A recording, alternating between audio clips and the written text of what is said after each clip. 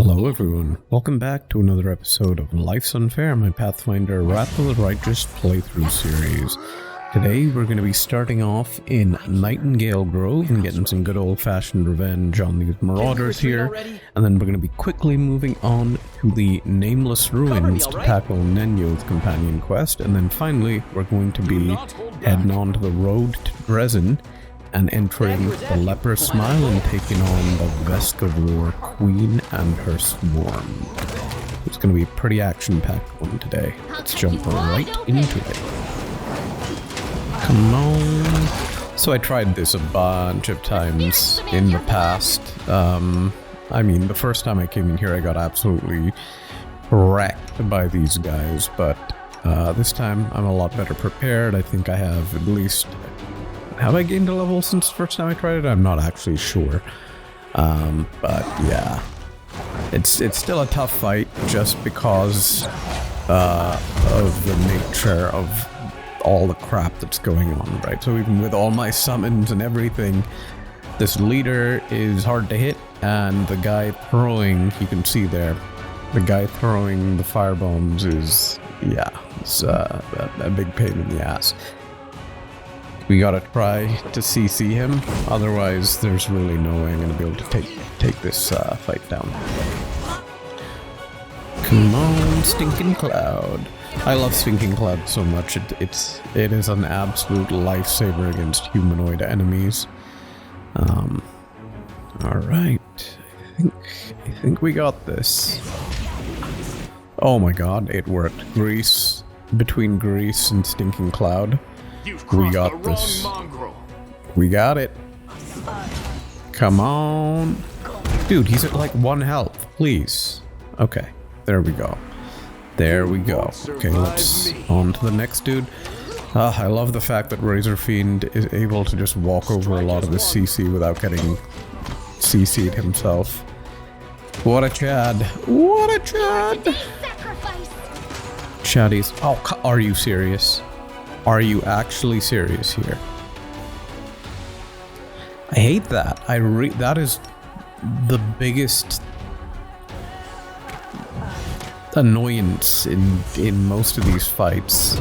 The fact that some of them just ignore my tank and go for the backline here. And then I have to switch to turn-based and hope I can take the dude down. Yeah. Yes. Alright, Lan.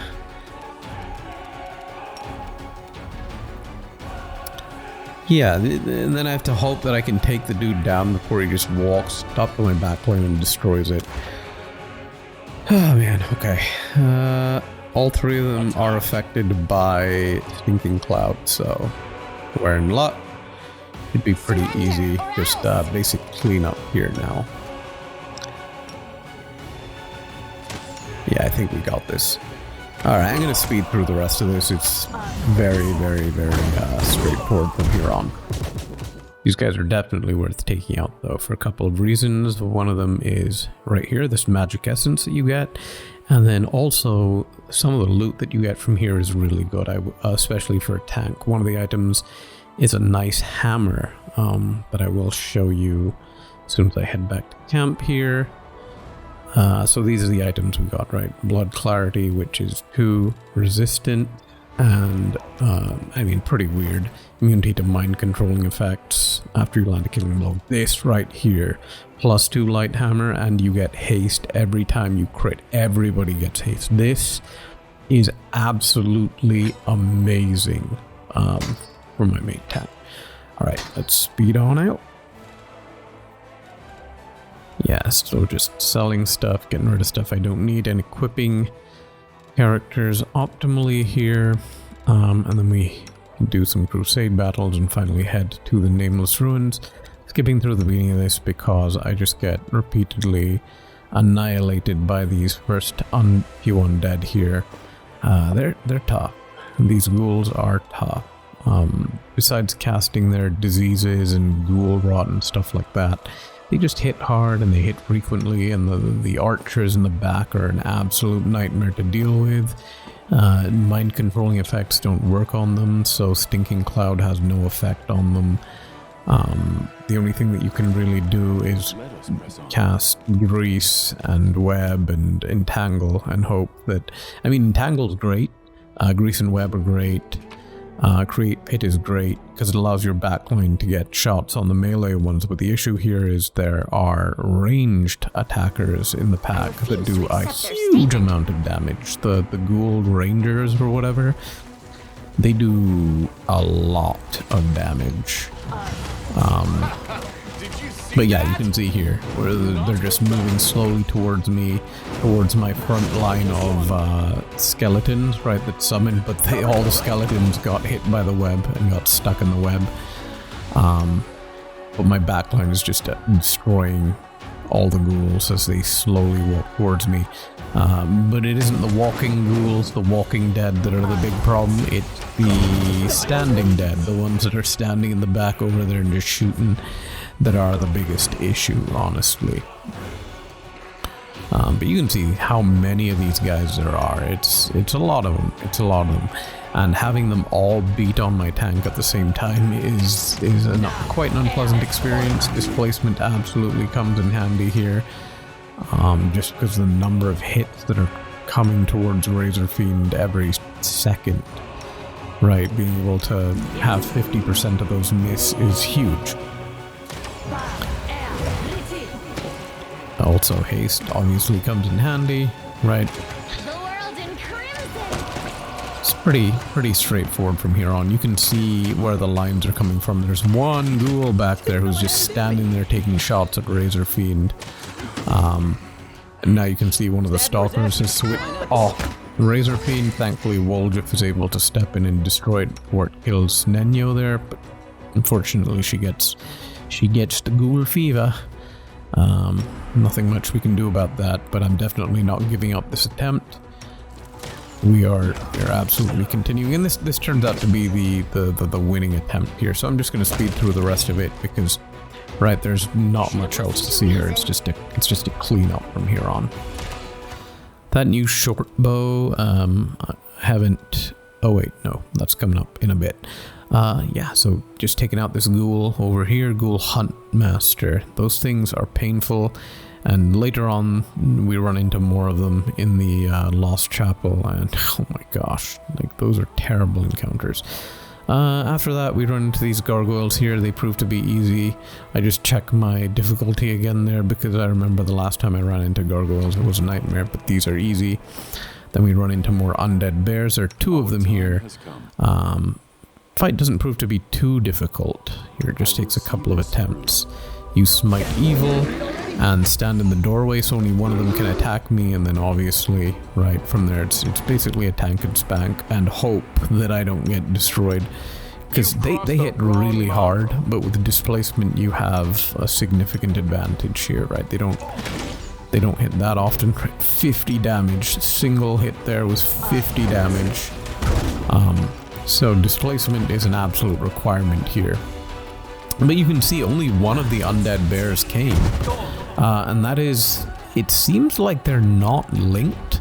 So if you proximity aggro the bear, the second one doesn't come for a while. It just stands around for a bit, and it takes a while for it to actually get in and enter combat.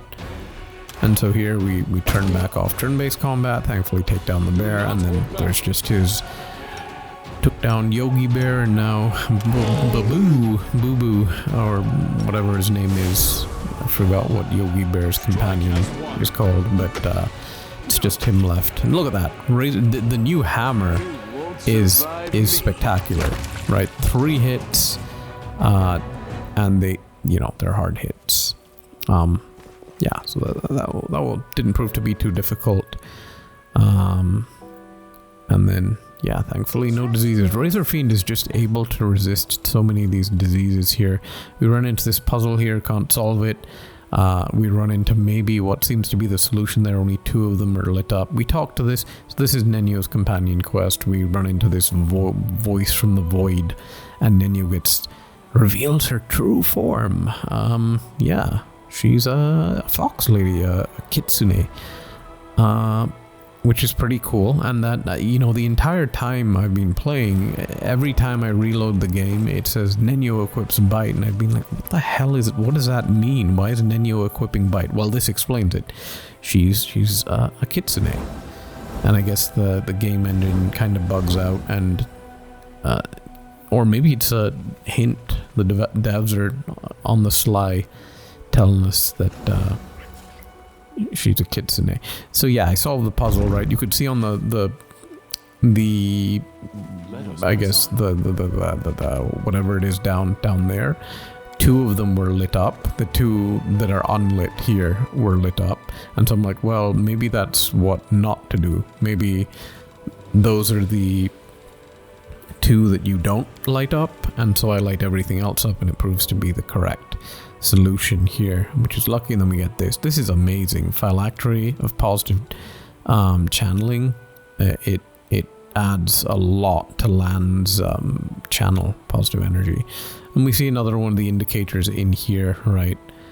I'm skipping through this bit in the cave because it's nothing particularly interesting. Just a bunch of ghouls that we are able to take out here without too much difficulty. And then there are these ghouls over here and a Smilodon, which we're not able to take out. The Smilodons are absolutely beyond my capabilities right now. And so we're like, okay, well, we're skipping this. I try a few things before leaving. I try, you know, pulling it into the other room and things like that, but nothing really works. So after that, we head on over to this abandoned camp and run into these babaus. Looking for an exploit, nothing really works. I do find a nice corner that we can use, so I stand in that corner, drop a bunch of CCs, namely Entangle, and so they have to run all the way around, right? And then we just shoot at them, have Razor Fiend stand in the way, and dismiss them. And then we go to the campsite, and we get a message that indicates that there's a dude that wants to meet us. And so, but he's on the other side of Leper's Smile. So after that, we head to Leper's Smile. We go here, we read all this stuff to fight the Vescavor horde. We send Social in and have him stand his ground, which seems to be kind of the best option. Initially, I'd thought maybe Nura or something like that, but no, we go with Social, and because he's a healer. So my assumption is that and reading through the dialogue there, you can see everyone else has like underlying motivations. Land's like, I want to die or prove myself. Irabeth is like, well, it is my duty. Nura's like, oh, I'm smart, I want to prove myself. You know, all of them except Social has like some underlying motivation to do it. Social has like an actual legit plan. He's like, I'm a healer, this is what a healer is for. And I'm like, okay, well, we're gonna send Social in. He seems to be the only sane one here, not on a suicide mission. So we send him in, hoping for the best. And you can see here, I'm fast forwarding through this because these are not interesting fights. There are interesting exploits that I do use here, so I'm gonna slow down when we get to them. Initially, right, this is absolutely nightmarish, these swarms are. You can pick up a nice item at the back at the Crusader camp that gives you the ability to resist mind altering effects, and these swarms, right, if they come into proximity of any of your characters, they instantly confuse them and they start attacking each other and stupid stuff like that. So I dropped the circlet on Razor Fiend so he's unaffected by it, but the biggest issue here is the swarms ignore him. Like, if any of my characters reveals themselves, the swarm completely ignores Razor Fiend and go, well, if there are 2 swarms, so one swarm will go into Razor Fiend, the second swarm will just run right by him, straight onto the back line. There's nothing you can do to prevent that. So what I end up doing is I end up fighting the swarms with just Razor Fiend, really, and then I discover an exploit here that allows me to take this on super easily. It basically trivializes the swarms completely. And I'm going to show you what that is right about now. So what I discover while I'm fighting the swarms is that the swarms do not attack me until they are literally standing right on top of me. And even if the swarm has to take like 1 step to reach me, it will take that 1 step and then it won't attack me. So what I figure out is I'm going to take 1 step out of the swarm and then I'm going to hit it, and then I'm gonna let it get to me, and all my other characters in stealth, right? I'm not using any of them because if I take any of them out of stealth, that second swarm is just gonna literally beeline straight for them, and confuse them and kill them. So you can see what I'm doing here, right? I take one step out of the swarm, turn around, give it a smack, miss pretty frequently, but look at this, right? When the swarm moves to me, doesn't attack me, no attacks, nothing. This only works in turn-based mode, mind you. Doesn't work in real time, only works in turn-based mode. So look at that. Another step out of the swarm, turn around, give it a nice whack, and yeah, it's just rinse and repeat from here. And you can do this you can do this with an infinite number of swarms. Only one swarm can attack you at a time. And I guess that's why the backline gets attacked, because the swarm that's not attacking you goes for everybody else. So look at that. Take a step out of the swarm, turn around and attack it. So you absolutely do need the circlet here, because otherwise you'd be confused immediately. When the swarm just walked onto you, you would be confused. So you do need that circlet. Make sure you pick it up. But right, you can see. Now I'm speeding through the rest of it. I only discovered that exploit at this point, so all the swarms before that, I was killing the hard way. But after that, I'm like, well, Razor Fiend is just going to kill everything else in this zone by himself, by walking out, killing. It's actually, honestly, you could just come to this zone with nobody but Razor Fiend and Ember, and it would be probably faster that way, because then you wouldn't have to skip all these turns. You do need Ember for the Vescavor Queen, unless you have some crazy build that can tackle it easily. So you can see here, right, just stutter stepping out of swarms, and you can see why I'm fast forwarding through this too, because it's not exactly riveting gameplay at all. It's super boring. And this is the second thing I really wanted to highlight here. It's a nice, very, very, very nice exploit that you can do to basically loot everything. So the way loot works in this place is there are certain sections of this canyon that contain dead bodies with unique items on them, and some of them are pretty good. Like that ring provides you complete immunity to bleed. There's a shirt that gives you like armor class. There's some nice stuff here, but if you interact with the body or loot it, you lose 5 morale and a bunch of soldiers. So I'm like, oh god, there has to be a way for me to loot all this stuff. And right, I'm trying different things here, right? I loot the body, and in the end, I figure out that if you loot individual bodies, right? So I'm not losing morale with those 2 containers, but the second I click out of this container, I lose morale. I don't loot anything from it. I just click out of it and I lose the morale. And I'm like, okay. So it isn't interacting with it that loses the morale. It isn't picking the item up that loses the morale. It is clicking out of the container that loses the morale. So is there some way to get out of the container without getting out of the container? Right? So I'm trying to think this through to figure out what I can do here, because I want these items. I absolutely want these items. So I'm trying, you can see what I'm trying here, right? So I enter this is the key. I enter my inventory and I exited out of the body here, but I didn't lose morale. No morale lost. So I'm able to exit the container. There, see, that's my test. Then I click collect all and I lost morale. So I'm like, okay. So if we don't collect all and we press I and we exit the container that way, we don't lose morale. And that proves to be absolutely key here, right? Let me fast forward the rest of this here. Right, so I'm just verifying my tests at this point, and then we finally do this. Look at this. So loot. Right, I'm looking for the least valuable item. I'm ranking them in terms of value and choosing what I'm going to loot, and then press I, inventory.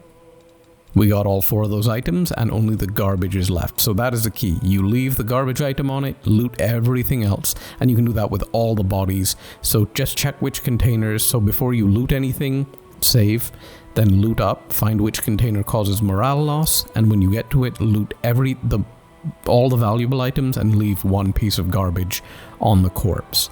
The reason you have to do this at this point is because after you kill the Vescavor Queen, all the loot gets destroyed, right? So after the horde is dealt with and the Vescavor Queen dies, the bodies decay and all the loot on them also goes away.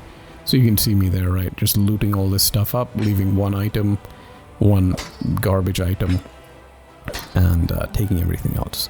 So after this, there are a bunch of encounters in here. None of them are particularly interesting. It's just a lot of the swarms back to back. There are a couple of the royal guards as well, or there's actually only 1 royal guard above ground, which is kind of a pain. So this is actually the fight with it. I'm gonna skip through this fight too, because it took. It was a nightmare. Trying absolutely everything here, and in the end it comes down to, obviously, right, Ember with her Ember coming in clutch with her sleep, and right, so I have Ember put it to sleep, and then I have Razor Fiend execute it, everyone else in stealth, and I run Ember way far away, right? I make her invisible right after she casts sleep on the guy, and then she runs away, so all the swarms focus Razor Fiend. Otherwise, right, they would focus her and just chase her to the ends of the earth. Then after that we run into this guy here. This is unfortunately, so interacting with this guy and saving his life is unfortunately morale loss. There's nothing you can do about that. I couldn't find any way to exploit it, but I'm like, well, he's a person, I'm gonna save him anyways. I'm gonna take the 5 morale hit and the soldier loss. So we just bite the bullet on that one, take the morale loss, save the blind gnome. It's a pretty sad situation. He's down there being eaten by Vescavors, or like crawling around in his eye sockets and stuff. It's pretty nasty. But we save him, and then we move on. Right, more swarms. You can see how many encounters there are here that are swarms, and if you just do the Razor Fiend stutter stepping technique, where you're literally just taking a step, kill, taking a step, kill, taking a step, kill, it's absolutely boring AF. Just keep going. So I'm dealing with the Royal Guard here, right, trying to have Nenyo put it to sleep and then run away. You can see Nenyo's in stealth there. She has a nice staff which gives her +1 to the DC of her slumber, and it's just a question of her trying to put it to sleep and run away. It does work in the end, and then we're able to take it out and then take out the swarms as well, which, yeah, they are not too tough. And then after that we finally run into our good friend the Vescavor Queen here. I'm just going to fast forward again. This took about an hour, more than an hour and a half in total, but my actual attempts, once I figured out what my strategy was going to be, took over an hour and a half to do. Prior to my strategy, right, I was trying different things, trying to basically either tank and spank her or put her to sleep, slumber, things like that, but her DC is too high. So her DC is like 2 above what Nenyo can do, and I didn't know.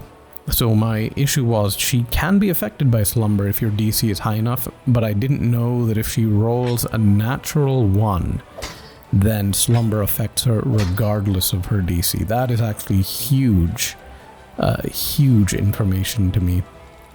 Without that, she would have been impossible. I wouldn't have been able to kill her, and I'm pretty sure my run would have probably ended here with this Vescavor Queen without slumber here. So you can see the things that I'm trying here. I teleport up on top of the cliffside. I actually find a cliff location that Nenyo can teleport to. And so if you look around the map, a ton of bodies like fall as you're walking by, and so the areas on the cliff that they interact with are actually, you can actually teleport to them. So I teleport Nenyo up there, and I'm like, well, maybe we can just shoot the Vescavor Queen from up there because she's a melee enemy. But no, she can Z-axis doesn't matter, so no matter what your elevation is, she can still hit you.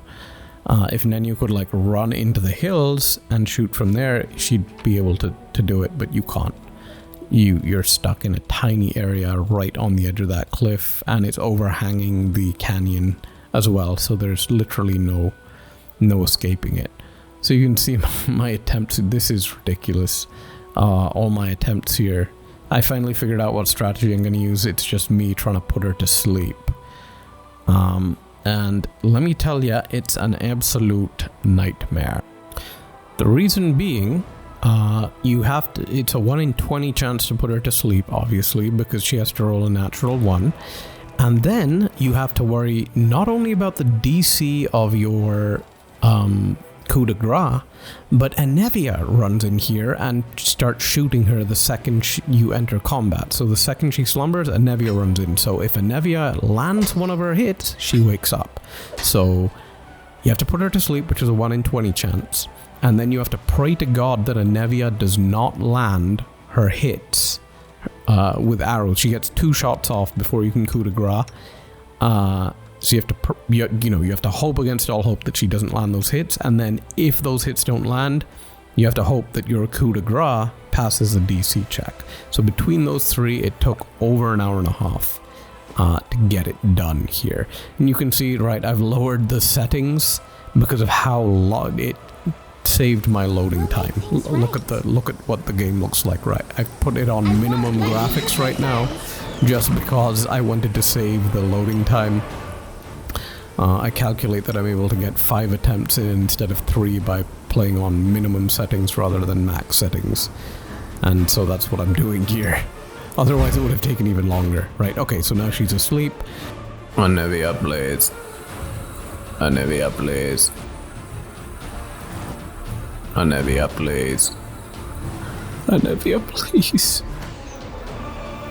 Oh, that looks like it's going straight for the face. God damn it.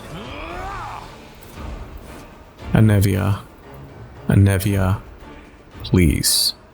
Anevia. Anevia? Anevia, I implore you, miss. Please miss this shot, okay? Just for me, just this one time, just miss, okay? Please. Oh my. Okay, you know what? Thank you, Anevia. Thank you. I appreciate you, okay? I appreciate you. Razor Fiend? Razor Fiend? Please. Let's not go through this infinite time loop, okay? Let's get this done, okay? Look at that. She's just waiting. She's lying there waiting. Come on, dude. Come on, dude. Contemplate on your mistake. Okay. Yes. Yes. Holy mother of God. 1 hour and 35 minutes. I like it. Yeah, so that was a very frustrating experience. After that, we just talked to Anevia, do the debrief. We don't have her collect the Vescavor components because that's an evil choice. But that's going to be it from me for today. Tomorrow we're going to move on the road to Dresden. Thanks for joining me. See you in the next one.